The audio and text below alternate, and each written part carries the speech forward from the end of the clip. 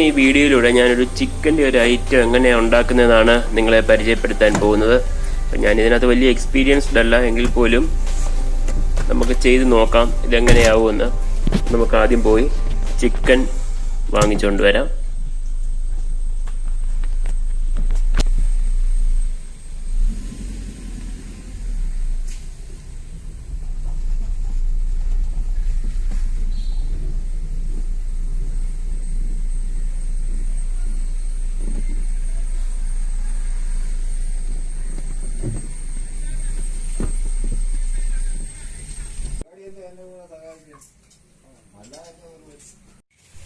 ഇപ്പോഴിന്ന് നമ്മൾ ചിക്കൻ വെച്ച് പുതിയൊരു ഐറ്റമാണ് ഉണ്ടാക്കാൻ പോകുന്നത്. നമ്മൾ ചിക്കൻ വാങ്ങിച്ചുകൊണ്ട് വന്നിട്ടുണ്ട്. നമ്മൾ 2.5 കിലോ ചിക്കൻ വാങ്ങിച്ചിട്ടുണ്ട്. അപ്പോൾ ആദ്യം നമുക്ക് ഈ ചിക്കൻ ഒന്ന് കഴുകിയെടുക്കാം.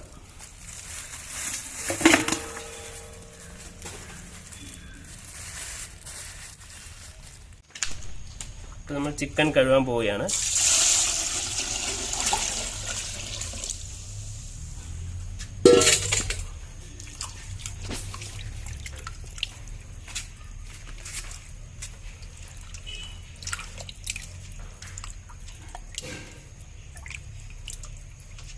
ഇനി ഓരോ പീസായിട്ട് എടുത്ത് നമ്മൾ കഴുകുകയാണ്.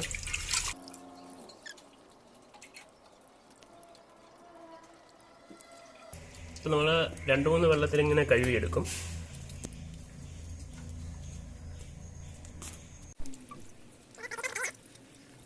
അപ്പോൾ ഈ കോവിഡൊക്കെയാണ്, നമ്മൾ കോവിഡ് പ്രോട്ടോകോൾ അനുസരിച്ചാണ് ചിക്കനെ കഴുകിക്കൊണ്ടിരിക്കുന്നത്. അങ്ങനെ നമ്മൾ 2ാമത്തെ വെള്ളത്തിലും കഴുകുകയാണ്.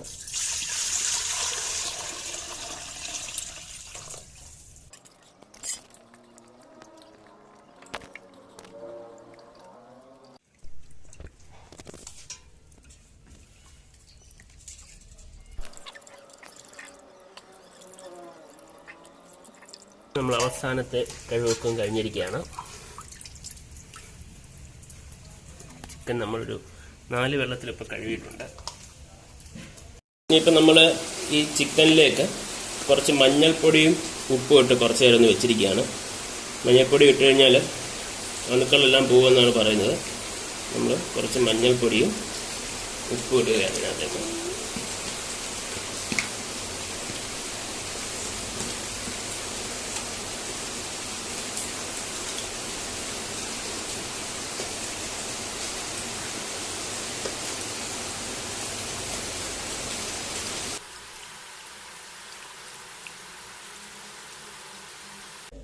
ചിക്കന് വേണ്ട മസാല പ്രിപ്പയർ ചെയ്യാം. അതിനുവേണ്ടി നമുക്ക് വേണ്ടത് കുറച്ച് വെളുത്തുള്ളി, കുറച്ച് ചുമന്നുള്ളി, പിന്നെ ഒരു ചെറുനാരങ്ങ 2ആയി കീറിയത്, പച്ചമുളക്, പിന്നെ കുറച്ച് വറ്റൽ മുളക്. ഇത്രയും സാധനങ്ങളാണ് നമുക്ക് വേണ്ടത്. ഇത് നമുക്ക് മിക്സിയിലിട്ട് മിക്സ് ചെയ്യാം. അപ്പം അതിനുവേണ്ടി ഞാൻ ഈ പച്ചമുളക് ചെറുതായിട്ടൊന്ന് അരിഞ്ഞിടുകയാണ്. മിക്സ് ചെയ്യാനുള്ള എളുപ്പത്തിന് വേണ്ടി ഒന്ന് അരിഞ്ഞിടുകയാണ്.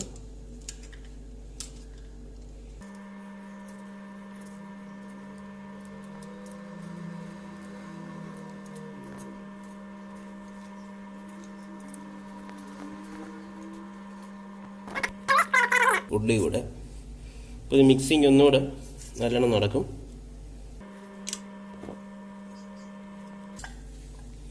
മിക്സിയുടെ ബ്ലേഡ് സ്റ്റക്ക് ആവാതിരിക്കാൻ വേണ്ടി നമ്മൾ ഉള്ളി ചെറുതായിട്ടൊന്ന് മുറിച്ചിട്ട് കൊടുക്കുകയാണ്. അപ്പം ഇത്രയും സാധനങ്ങളാണ് നമുക്ക് മസാല ഉണ്ടാക്കാൻ വേണ്ടത്. അപ്പോൾ ആദ്യം നമുക്ക് ഈ വറ്റൽമുളക് ഒന്ന് പൊടിച്ചെടുക്കാം.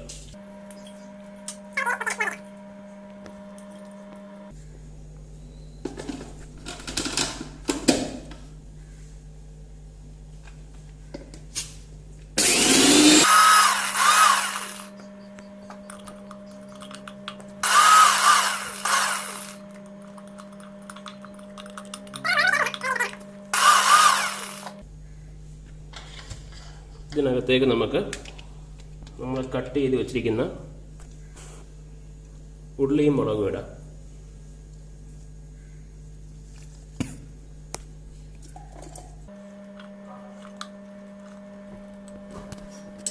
ഇതിനകത്തേക്ക് അല്പം നാരങ്ങ നീര്,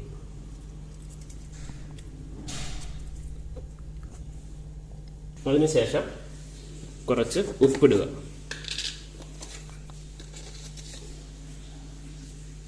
ആവശ്യത്തിന് ഉപ്പ് ചേർക്കുക.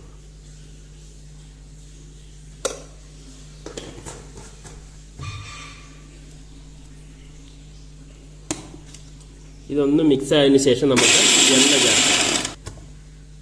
ഇതൊന്ന് മിക്സ് ആയിട്ടുണ്ട്. ഇനി ഇതിന് ശേഷം ഇതിലേക്ക് ഒലീവ് ഓയിലോ അതല്ലെങ്കിൽ സാധാരണ വെളിച്ചെണ്ണ ചേർക്കാം. ഒലീവ് ഓയിൽ ഇല്ലെങ്കിൽ സാധാരണ വെളിച്ചെണ്ണ ചേർത്താലും മതി.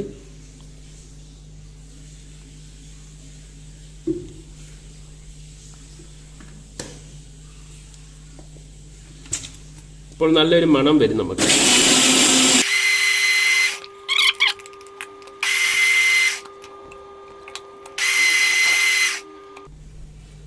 നമ്മളുടെ മസാല റെഡി ആയിരിക്കുകയാണ്.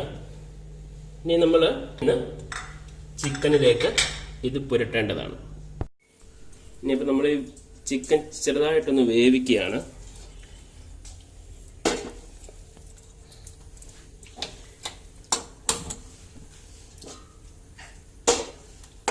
കുറച്ച് മഞ്ഞൾപ്പൊടി ഇട്ട വെള്ളത്തിൽ നമ്മൾ ഈ ചിക്കൻ ചെറുതായിട്ടൊന്ന് വേവിക്കുകയാണ്.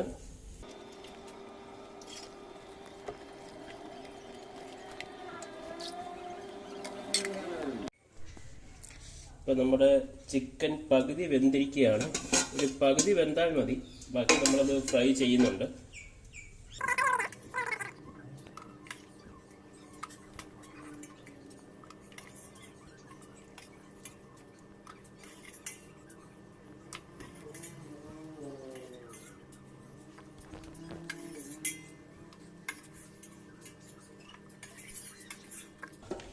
ഇപ്പോൾ നമ്മളുടെ പകുതി വെന്ത ചിക്കനാണിത്. ഇതിലേക്ക് നമ്മളിനി അരപ്പിട്ട് മിക്സ് ചെയ്യാൻ പോവുകയാണ്.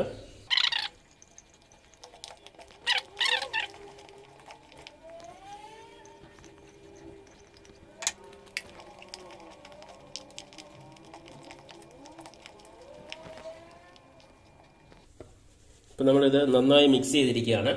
അപ്പോൾ നമ്മളിന്ന് ചെയ്യാൻ പോകുന്നത് ഏകദേശം തന്തൂരിയുടെയൊക്കെ കൂടെ ഡ്രൈ ആയിട്ടുള്ള ഒരു ഐറ്റമാണ്. അപ്പോൾ നമ്മൾ ഗ്രില്ല് ചെയ്യുന്നതിൻ്റെ ഒരു ഐറ്റമാണ് ചെയ്യാൻ പോകുന്നത്. പക്ഷെ നമ്മൾ ഗ്രില്ലൊന്നും ഇവിടെ യൂസ് ചെയ്യുന്നില്ല, സാധാരണ പാനിനകത്തിട്ടാണ് ചെയ്യുന്നത്. അപ്പോൾ ആ ഒരു കരിയുടെ ചുവ കിട്ടാൻ വേണ്ടി, ആ ഗ്രില്ല് ചെയ്യുന്ന ആ ഒരു ചുവ കിട്ടാൻ വേണ്ടി നമ്മളിതിലേക്ക് ഒരു പാത്രത്തിൽ കുറച്ച് കനലിട്ട് അടച്ചു വെക്കുകയാണ്. അപ്പോൾ ആ പുക വന്ന് ഇതിനകത്ത് ആ ഒരു കരിയുടെ രുചി വരുമ്പോൾ നല്ല ടേസ്റ്റ് ആയിരിക്കും. അപ്പോൾ ഈ ഒരു മസാല പിടിക്കാൻ വേണ്ടി നമ്മൾ 2 മണിക്കൂർ ഇത് പുരട്ടി വെക്കുകയാണ്. അതിനുശേഷമാണ് നമ്മൾ ഒരു അരമണിക്കൂർ കരിയിട്ട് വെക്കുന്നത്.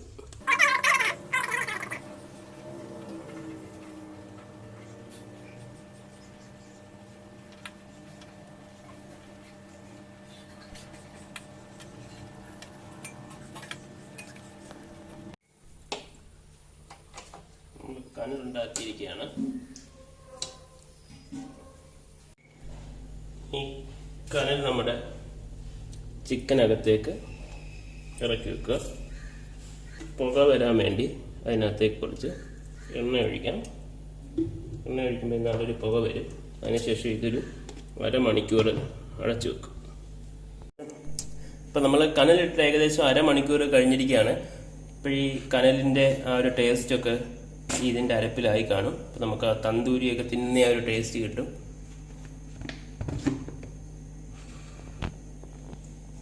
നമുക്ക് ഈ കനലിനകത്ത് നിന്ന് എടുത്ത് മാറ്റാം. ഫ്രൈ ചെയ്യാൻ വേണ്ടി എടുക്കുകയാണ്. ഫ്രൈ ചെയ്യാൻ വേണ്ടി നമ്മൾ ഇവിടെ എണ്ണ യൂസ് ചെയ്യുന്നില്ല, കാരണം നമ്മൾ ഓൾറെഡി ഇതിനകത്ത് അരപ്പിനകത്ത് എണ്ണ ചേർത്തിട്ടുണ്ട്. അതുകൊണ്ട് നമ്മളിവിടെ എണ്ണ യൂസ് ചെയ്യുന്നില്ല. ഒരു പീസായിട്ട് ഫ്രൈ പാനിലേക്ക് വെച്ച് കൊടുക്കുക.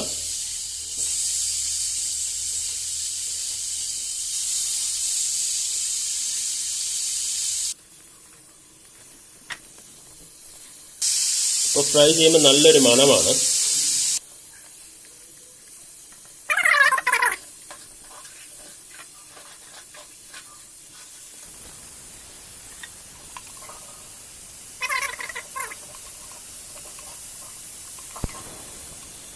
ഒരു 5 മിനിറ്റ് കഴിയുമ്പോൾ നമ്മൾ ഇങ്ങനെ ഇടയ്ക്കിടയ്ക്ക് ഇളക്കി കൊടുത്തുകൊണ്ടിരിക്കണം, എങ്കിലേ ഇത് ശരിയാവത്തുള്ളൂ. കാരണം നമ്മൾ ഗ്രില്ല് വെച്ചൊന്നുമല്ല ഇത് ചെയ്യുന്നത്.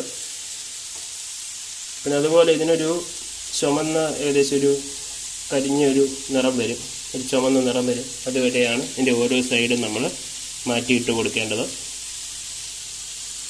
നമുക്ക് 5 മിനിറ്റ് വെയിറ്റ് ചെയ്യാം. പിന്നീട് ഈ കഷ്ണങ്ങളൊക്കെ ഓരോ സൈഡായിട്ട് ഇളക്കി മാറ്റിയിട്ട് കൊടുക്കാം. ഇപ്പോൾ ഒരു 5 മിനിറ്റ് കഴിയുമ്പോൾ നമ്മൾ ഈ കഷ്ണങ്ങളെല്ലാം ഒന്ന് തിരിച്ചിട്ട് കൊടുക്കുക. അപ്പോൾ നമുക്കിവിടെ നോക്കുമ്പോൾ കാണാം ഒരു ചുമന്ന കരിഞ്ഞ ഒരു കറുത്ത നിറം വന്നിട്ടുണ്ട്. അപ്പോൾ ഇങ്ങനെ എല്ലാ സൈഡും ഇതേ നിറം വന്ന് കിട്ടണം. നമുക്ക് എല്ലാ പീസുകളും ഇതുപോലെ ഇങ്ങനെ തിരിച്ചിടുക.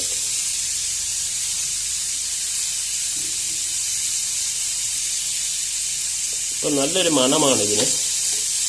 സാധാരണ നമ്മൾ ചിക്കൻ ഫ്രൈ ചെയ്യുന്ന ഒരു സ്മെല്ലല്ല, വളരെ നല്ലൊരു മണമാണ്. എല്ലാ പീസുകളുടെ എല്ലാ സൈഡും കറക്റ്റ് ആവണം.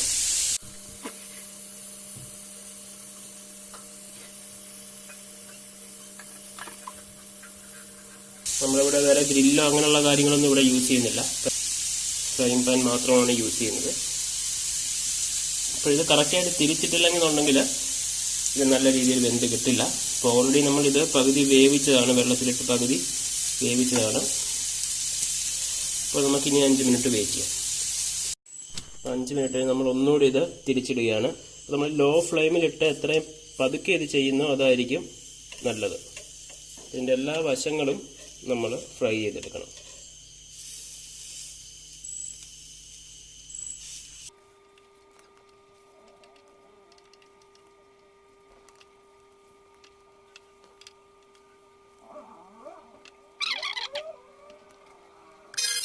ഇപ്പം നമ്മളിതിനി ഫൈനൽ സ്റ്റെപ്പെല്ലാം ഒന്ന് മറിച്ചിടുകയാണ്. അവസാനത്തെ നമ്മൾ ചെയ്യാത്ത സൈഡും ചെയ്യുകയാണ്. ഏകദേശം എല്ലായിടവും നമുക്കൊന്ന് ഫ്രൈ ആയി കിട്ടിയിട്ടുണ്ട്.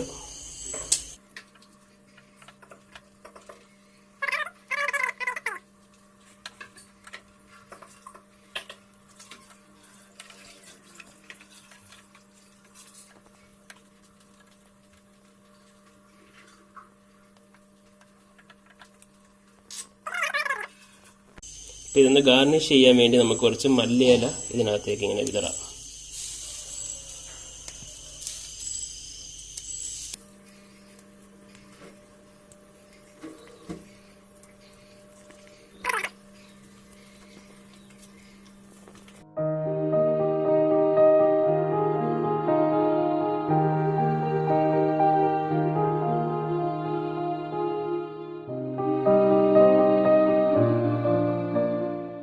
ചിക്കൻ തയ്യാറായിരിക്കുകയാണ്. ഇനി നമുക്കിത് പാത്രങ്ങളിലേക്ക് വിളമ്പാം. അപ്പോൾ ഇതെല്ലാവരും നിങ്ങൾ വീട്ടിൽ ട്രൈ ചെയ്ത് നോക്കുക. ഞാനിതെൻ്റെ ലിമിറ്റഡ് ആയിട്ടുള്ള എക്സ്പീരിയൻസ് കൊണ്ട് മാത്രം ചെയ്തതാണ്. അപ്പോൾ നിങ്ങൾ എക്സ്പീരിയൻസ്ഡ് ആയിട്ടുള്ള ഇത് ചെയ്യുവാണെങ്കിൽ ഇതൊന്നുകൂടെ നല്ലതായിരിക്കും. എന്താണെങ്കിലും ഇതിന് നല്ല ടേസ്റ്റാണ്. ചപ്പാത്തിയുടെയൊക്കെ കൂടെ തിന്നാൻ വളരെ നല്ലൊരു ഡിഷാണിത്.